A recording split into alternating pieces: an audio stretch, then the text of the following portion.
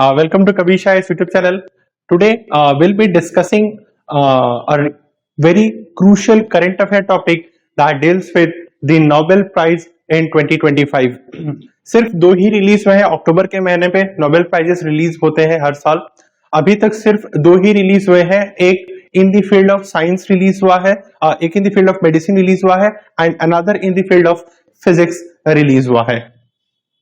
Now physics में करने वाले ये तीन हैं और मेडिसिन में करने वाले ये तीन हैं।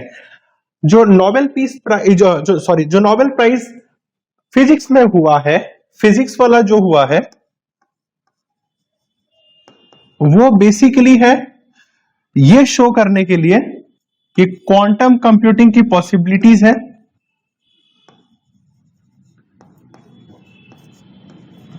क्वांटम कंप्यूटिंग की पॉसिबिलिटीज है, वेयर एज द मेडिसिन वाले में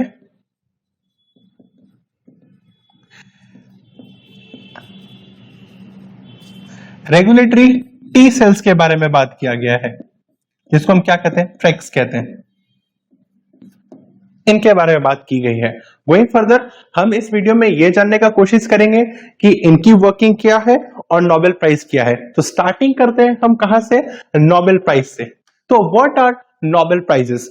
Nobel prizes are prestigious international awards, ध्यान रखिएगा, प्रेस्टिजियस इंटरनेशनल अवार्ड्स हैं जो कि गिवन कहां होता है, एनुअली होता है, मतलब हर साल होता होगा, annually in several categories to individuals और organisations who have made significant contribution. आपका जो कंट्रीब्यूशन क्या होगा, it must be of an important in nature, एक इंपॉर्टेंट नेचर का होगा इन द रेस्पेक्टिव फील्ड्स। कितने सारे फील्ड्स हैं, physics, chemistry, literature, medicine etcetera, ऐसे करके होते हैं। इन सारे इंपॉर्टेंट फील्ड्स में होता है जहां पे अगर आपने एक आम अच्छा किया है then you will be given Nobel prizes. They were established by the will of Alfred Nobel. Alfred Nobel, a Swedish inventor, Swedish engineer and industrialist best known for inventing dynamite. In his will written in 1895, Nobel left the majority of his fortune to fund these prizes to recognize those who have conferred to the greatest benefit of humankind. तभी जाके मैंने यहाँ पे क्या बोला, ये जो आपकी contributions होंगी वो क्या होंगी, important होंगी towards the society and a greater good for humankind। इसीलिए यहां को इसको ये दिया जाता है। कौन है, अल्फ्रेड नोबेल के चक्कर, अल्फ्रेड नोबेल देते हैं और ये कहां के थे, स्वीडिश के थे, correct. Now going forward there are 6 main categories. जैसे मैं उसमें कैटेगराइजेशन की बात कर रहा था, 6 मेन कैटेगरीज के में है। और नोबेल पीस प्राइज होता है किसमें, एक होता है आपको मिलता है फिजिक्स में मिलता है, एक फिजिक्स में दिया जाता है for greater importance in the field of physics के फील्ड में होगा। एक आपको दिया जाएगा केमिस्ट्री में, अभी तक ये 2025 के में अभी तक नहीं हुआ है, ये मिल चुका है हमें in the field of chemistry including new discoveries and inventions and breakthroughs. Nobel prize in medicine, physiology और मेडिसिन, ये भी हो चुका है हमारा। Awarded for significant contribution to the field of medical science, especially research that advances understanding of treatment of diseases. Royal Swedish Academy देती है इसको, Royal Swedish Academy देती है, फिजिक्स को देती है, केमिस्ट्री को भी देती है, केमिस्ट्री को भी देती है, और रॉयल स्टडीज एकेडमी किसे देती है, और ये देते हैं to economics, the field of economics में अगर आप कुछ अच्छा काम करेंगे तो भी royal studies academy of science देती है। Further Nobel prize in literature awarded to authors, poets, playwrights, those who have produced exceptional work in the literature spanning over various genres, styles, languages, गाना गाए होंगे, अच्छा काम किए होंगे, पोएट्री लिखा होगा तो जाके मिलता है। नोबेल प्राइज, पीस प्राइज एक होती है, अवॉर्डेड टू इंडिविजुअल्स, ऑर्गेनाइजेशन और movements that have made significant efforts to promote peace, conflicts and advance human rights. बहुत अभी न्यूज में है for reasons. Nobel Memorial Prize in Economic Science, officially known as the Sveriges Riksbank Prize in Economic Science in memory of Alfred Nobel. It was established in 1968 by Swedish Central Bank for outstanding contribution to the field of economics. Nobel Institute of course selling institute भी देती है, prizes देती है, literature पे भी आता है. So many of Nobel Prize Royal Swedish Academy से ही आते हैं और more or less में कहा जाए तो नॉर्वेजियन तरफ से ही आते हैं, टुवर्ड्स द नॉर्डिक कंट्री से ही ज्यादा प्राइजेस मिलती हैं। इस साल के अभी तक के दो विनर्स हैं। एक जैसे मैंने पहले ही बता दिया था, फिजिक्स के फील्ड में कौन है, John Clarke, Michael H Devoret and John M Martinis, who have been honoured for their work on quantum mechanical effects. Quantum mechanical effects पे इन्होंने बात की है कि कैसे करके एनर्जी सर्किट पे क्वांटम टनलिंग, किसका काम किया है इन्होंने, क्वांटम टनलिंग का काम किया है। Through quantum tunnelling electricity charge के पास हो रहा है। कैसे है, क्या है, हम आगे फर्दर डिस्कस करेंगे। जो ये थ्योरी क्या प्रोफेस कर रही है कि फर्दर द फ्यूचर है किसका, क्वांटम कंप्यूटिंग का, क्वांटम कंप्यूटर्स का, जो एक अभी फैक्ट एक रियलिस्टिकली पॉसिबल नहीं हुआ है, वो उसका फ्यूचर बता रहे हैं कि है। मेडिसिन पे क्या है, Mary Brunkow, Fred Ramsdell and Shimon Sakaguchi have been awarded for their work on the immune system. ये इम्यून सिस्टम पे बात कर रहे हैं कि जो रेगुलेटरी टी सेल्स है,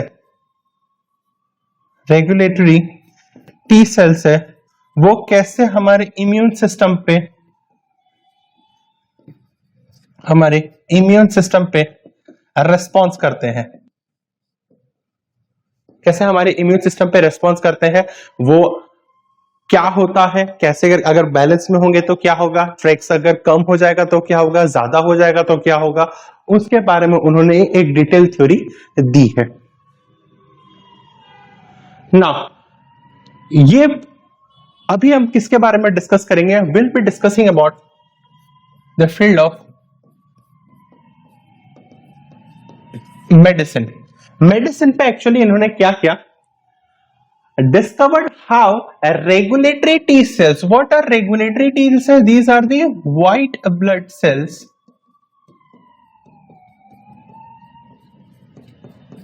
these are the white blood cells जो कि क्या करते हैं, they act as breaks, जिससे क्या होगा, टू प्रिवेंट autoimmune diseases या तो इम्यून सिस्टम के रेस्पॉन्स को कंट्रोल करते हैं by suppressing harmful immune responses.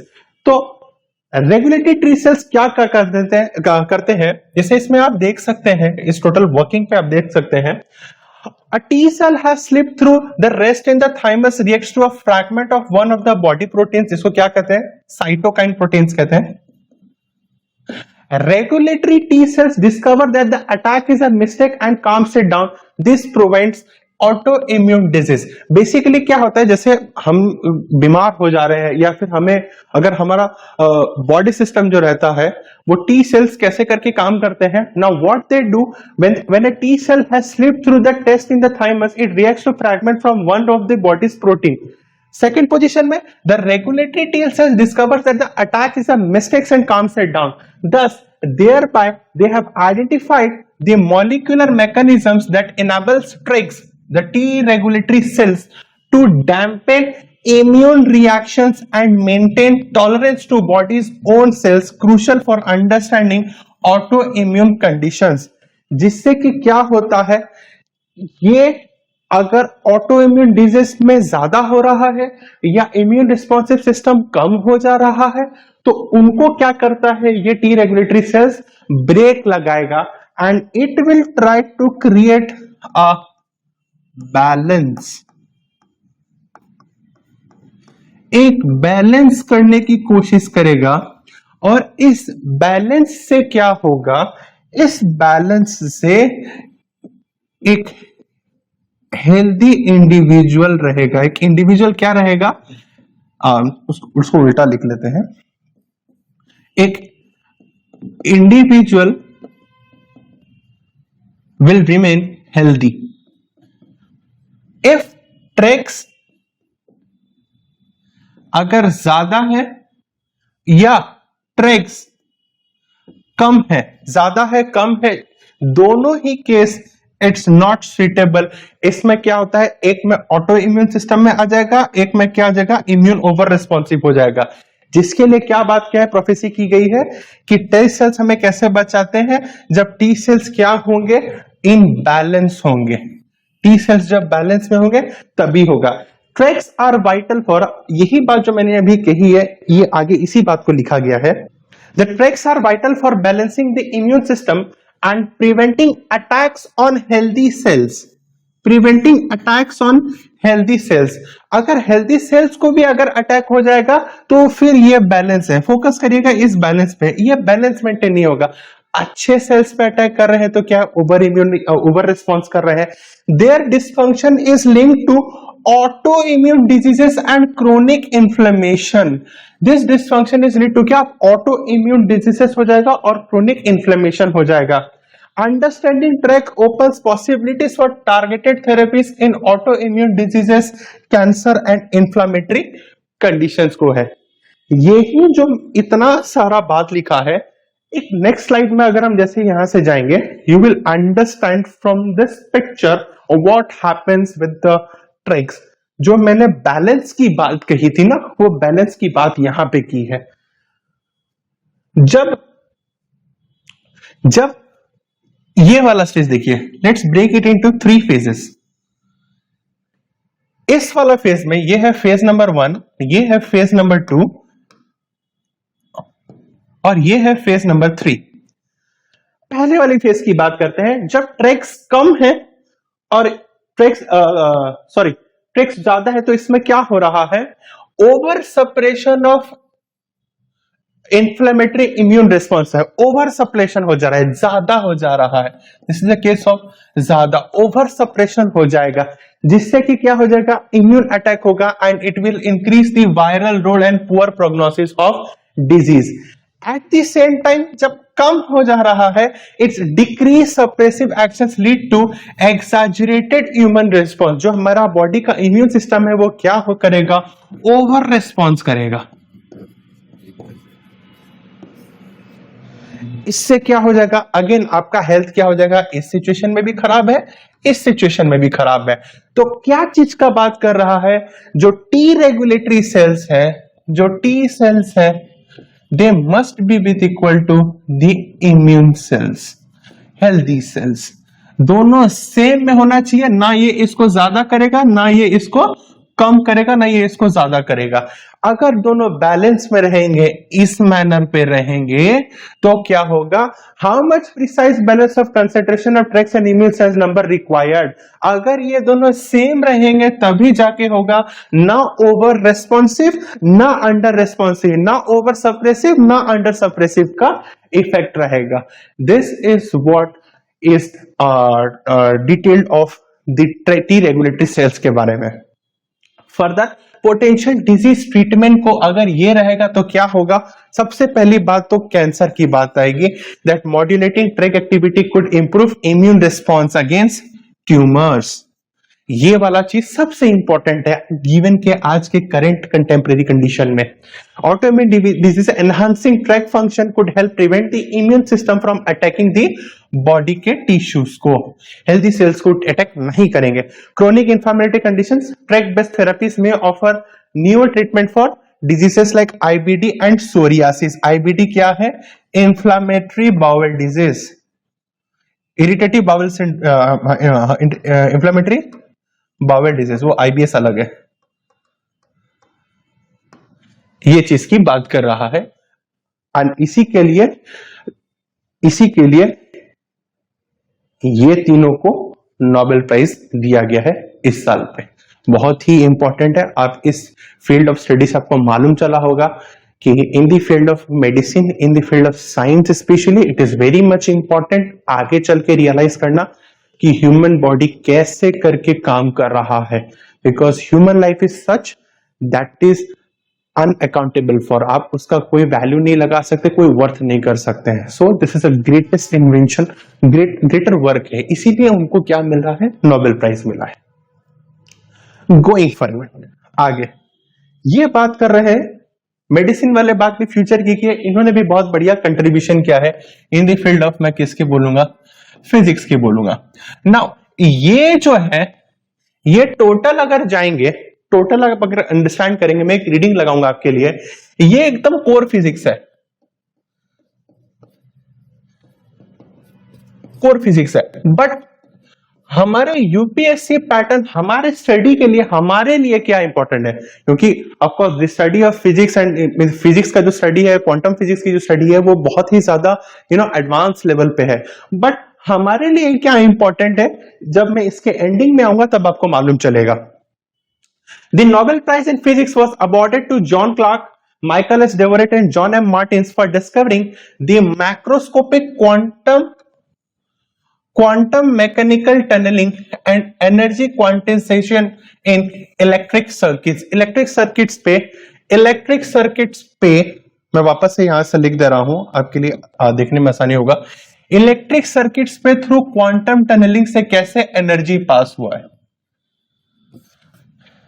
इसकी बात करें।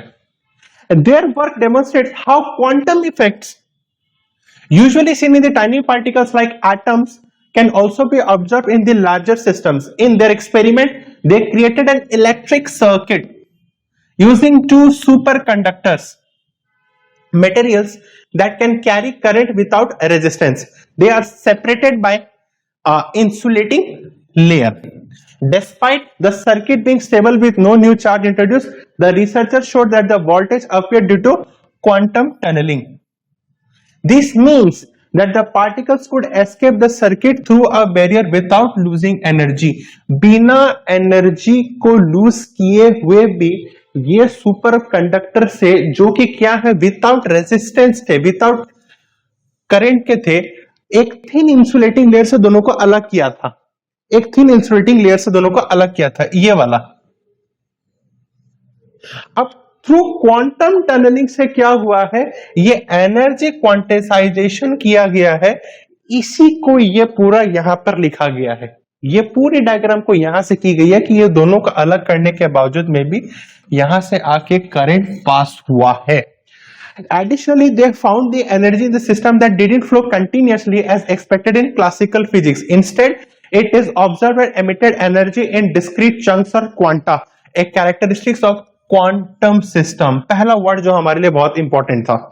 This was previously believed only to happen in smaller systems like individual atoms, but the scientists proved it can occur in larger microscopic circuits. Their discovery opens up new possibilities for developing quantum technologies. Yes. Quantum technologies such as quantum computing and ultra sensitive sensors by showing that quantum behaviors can be harnessed at a large scale. हमारे लिए इस पूरी reading में जो 2-2.5 minute हमने इसमें read लगाया, हमारे लिए सिर्फ और सिर्फ ये था, इस स्टडी पे इंपॉर्टेंट था that this discovery of quantum phenomena, जिससे ये क्वांटम टनलिंग से जो यहां से गैप और यहां से जो एनर्जी क्वांटाइजेशन हुआ है, this is paving way for, किस चीज के लिए पेव कर रहा है way, it is paving the way for quantum technologies, जो हमारे सिविल्स के प्रिपरेशन के लिए बहुत ज्यादा जरूरी होता है। इनफैक्ट हमारे जीएस के पेपर में पूरा का पूरा चैप्टर है क्वांटम कंप्यूटिंग का, जो कि क्या है, द फ्यूचर ऑफ कंप्यूटर्स है ना। थोड़ा सा इसी को ही let's take a 5 minutes and try to understand कि क्या है हमारा जो क्वांटम कंप्यूटर्स है, हमारा जो क्वांटम क्वांटम कंप्यूटर्स है, हमारा जो क्वांटम कंप्यूटर्स है वो एक्चुअली क्या हो जाता है, वो एक्चुअली क्या हो जाता है, हमारा जो जो क्लासिकल कंप्यूटर्स है, जो इसमें वहां पे बात किया था ना, क्लासिकल की बात की थी, क्लासिकल कंप्यूटर्स है उससे कैसे अलग हो जाता है। सबसे पहली बात क्लासिकल कंप्यूटर्स की बात करते हैं। क्लासिकल कंप्यूटर्स किस पे काम करते हैं, ये ट्रांजिस्टर्स पे काम करते हैं, ये ट्रांजिस्टर्स पे काम करते हैं। वेयर एज मेरा जो क्वांटम कंप्यूटर्स होता है वो किस पे बेस्ड है, क्यूबिट्स पे बेस्ड है। और ये क्यूबिट्स जो है ये किससे बना हुआ होता है, इलेक्ट्रॉन्स,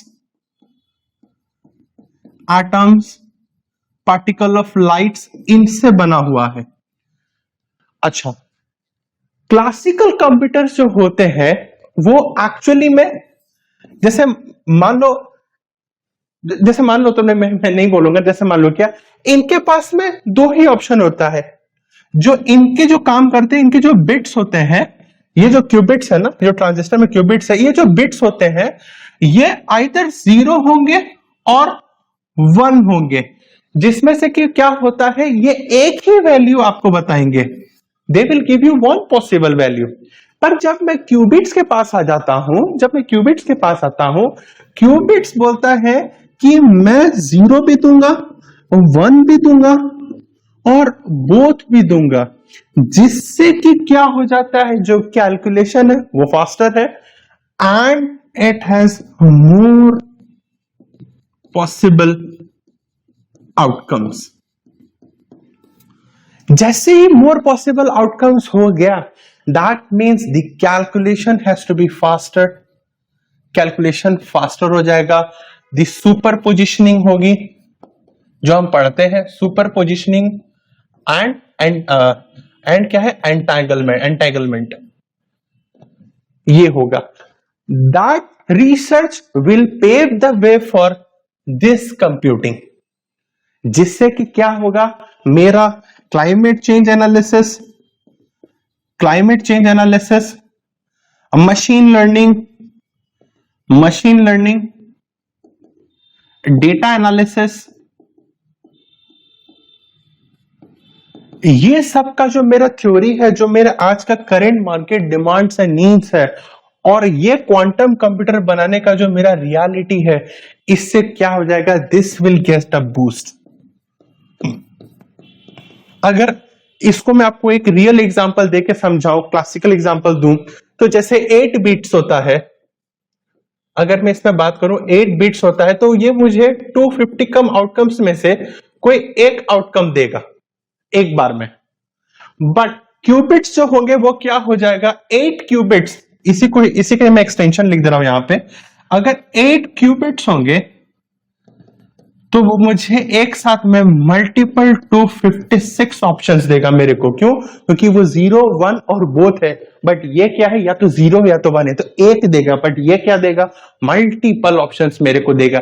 अगर आप मल्टीपल ऑप्शन दे रहे हैं, मल्टीपल कैलकुलेशन होगा, फास्टर होगा, एनालिसिस ज्यादा होगा, मैं ज्यादा बड़े प्रोजेक्ट्स को केटर कर पाऊंगा।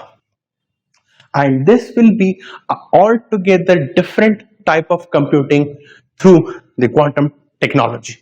इसी चीज की बात कर रहे थे हम लोग उतने देर से। नोबेल प्राइज विनर्स इंडिया में बहुत हैं। The very much I will say the prominents are Rabindranath Tagore ji, Rabindranath Tagore ji, इनको मिला था in the field of literature, इनको मिला था in the field of literature. CV Raman and Subrahmanyan Chandrasekhar, इनको मिला था in the field of physics में। वेयर एज सीवी रमन साहब, जो हमने एक्चुअली साइंस एंड टेक्नोलॉजी हमने जब पढ़ा है, साइंस एंड टेक्नोलॉजी के पहली क्लास में हम ये पढ़ते हैं, रमन इफेक्ट के बारे में पढ़ा था हमने, रमन इफेक्ट के बारे में पढ़ा था 1930 में, जो इन्होंने रमन इफेक्ट दिया था through prism effect, scattering of light. Raman effect को मैं अगर बोलूं तो स्कैटरिंग ऑफ लाइट, जो कि एक्चुअली कैंसर ट्रीटमेंट पे भी बहुत ज्यादा हेल्प करते हैं। सुब्रमण्यम चंद्रशेखर साहब, ये क्या दिए थे इन्होंने, चंद्रशेखर लिमिट के बाद दिया था इन्होंने 1.25 टाइम्स ऑफ सोलर मास। इनकी स्टडी में बताया था व्हाइट ड्वार्फ और कितने टाइम के बाद में क्या होगा, थ्योरी ऑफ ब्लैक होल, इनके बारे में था। मेडिसिन में हरगोविंद खुराना जी थे, मदर टेरेसा थे, ये सीवी रमन साहब, रविंद्रनाथ टैगोर साहब, मदर टेरेसा जो पुअर पीपल सिक पीपल के लिए कोलकाता पे बहुत काम किए थे। अमर्त्य सेन इन्होंने, इनकी क्या थी, इकोनॉमिक्स पे था। इन्होंने किस पे काम किया था कि वेलफेयर इकोनॉमिक्स की बात की थी। Abhijit Banerjee his work were for the eradication of poverty। तो आप significant contributions करेंगे towards different field, you will get prizes and we have also achieved हम इंडियंस ने भी अचीव किया हुआ है। And further it calls for कि हमें और भी काम करना चाहिए in the field of physics, in the field of science, so that more and more greater inventions can be done to the humankind। I hope आपको आज का सेशन बड़ा फ्रूटफुल लगा होगा, चीजें समझ में आई होंगी कैसे करके दो इंपॉर्टेंट चीज जो साइंस एंड टेक्नोलॉजी के हमारे सिविल्स के सिलेबस में भी बड़ा इंपॉर्टेंट है, T regulatory cells, sickle cell disease, ये सब सारे जो चीजें आजकल बहुत चल रहा है स्टडीज में, करंट अफेयर्स में, ये इंपॉर्टेंट है। और क्वांटम कंप्यूटिंग तो itself is a biggest chapter in the science and technology, and इनका invention in the field of quantum technology further makes इस साल में इन चीजों को इंपॉर्टेंट बनाना। आई होप आपको समझ में आएगा। You like this session, please share and subscribe. Thank you.